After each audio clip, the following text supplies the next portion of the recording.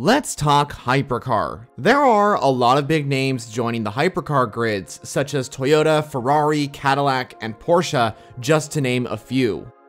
When talking about this new hypercar era and who is joining, I've often noticed that there's one team that is missing from the list, but is always a part of the discussion, and that is Mercedes. In this upcoming video, I will talk about a frequently asked question. Why isn't Mercedes joining the new hypercar era?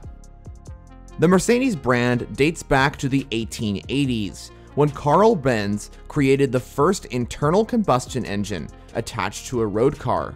The company Mercedes-Benz was founded in 1926 and is currently based in Stuttgart, Germany. They definitely have deep ties within motorsport, becoming one of the first brands to dive into the motor racing world, even competing in the first ever recorded motor race.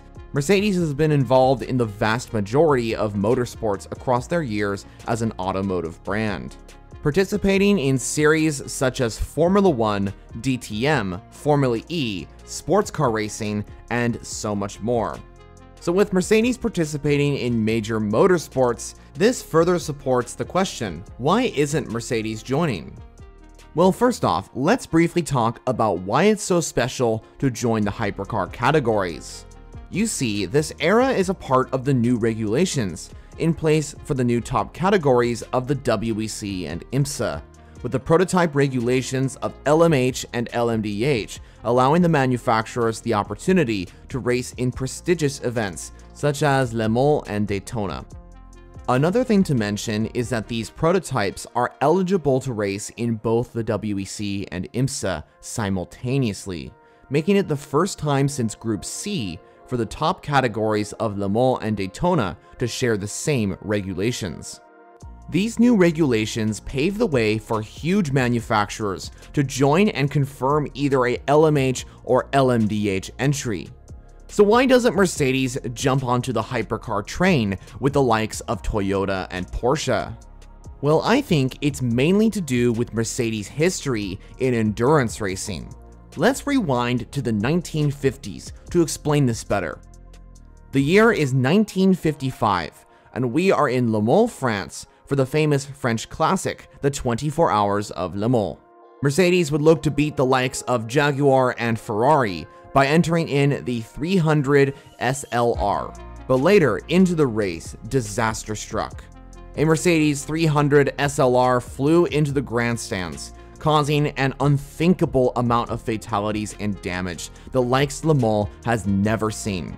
This was so devastating that Mercedes would pull out of all motorsport for the next 34 years. In the late 1980s, Mercedes returned to Le Mans, partnering with the Sauber team. The monstrous Sauber Mercedes C9 dominated the 1989 24-hour race, coming first and second. For the majority of the 90s, Mercedes would not be participating at Le Mans, as they would focus on other projects, such as supplying engines to McLaren in Formula 1. Mercedes would return to Le Mans in the late 90s, and in 1999, Mercedes would enter in the Mercedes CLR and go for a victory against Toyota and BMW. The CLR looked to be the quickest car out on track. However, drama struck again at Le Mans. A design flaw meant that the CLRs were prone to becoming airborne during the race. Mercedes tried to fix the issues, but two separate crashes happened to the Mercedes CLR before the race began, one during Thursday qualifying and the other on Saturday morning, both involving the number 4 CLR, which would eventually withdraw from the race after the second incident. Mercedes did some last-minute tweaks before the race began to the remaining CLRs in the hopes of preventing another airborne moment. Alas, the changes didn't work. On lap 55, the number 5 Mercedes, driven by Peter Dumbrick, went airborne just before the Indianapolis corner, with the car flying so high that it even hit the trees. This was caught live with the whole world watching as the Mercedes flew into the air.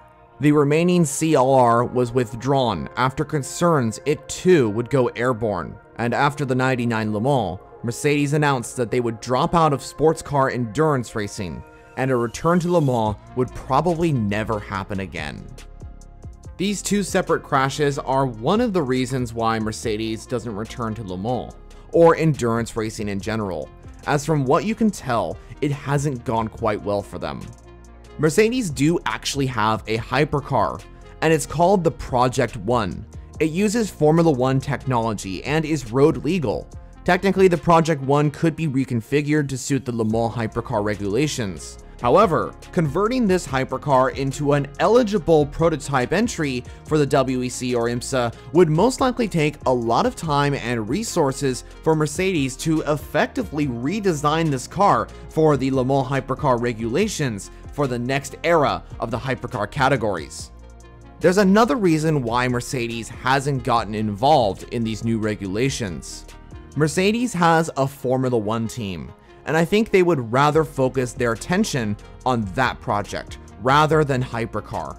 Their Formula One operation has been working really well, with 8 consecutive championships from 2014 to 2021.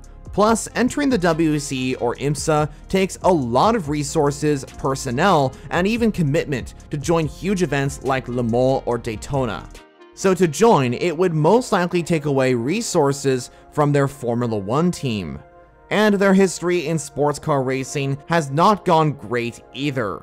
I'm sure Mercedes have looked into the hypercar regulations, as most manufacturers have.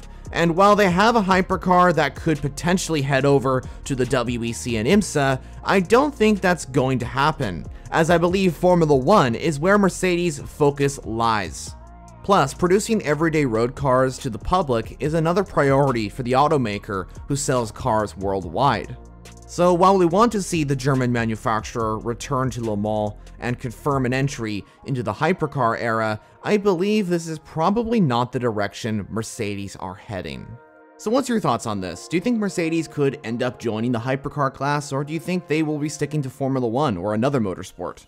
Let me know your thoughts down in the comments. If you're interested in endurance racing and you want to get updates on the WEC and IMSA, make sure to subscribe to the left. And if you want to see more videos, watch one of the suggested options to the right of your screen.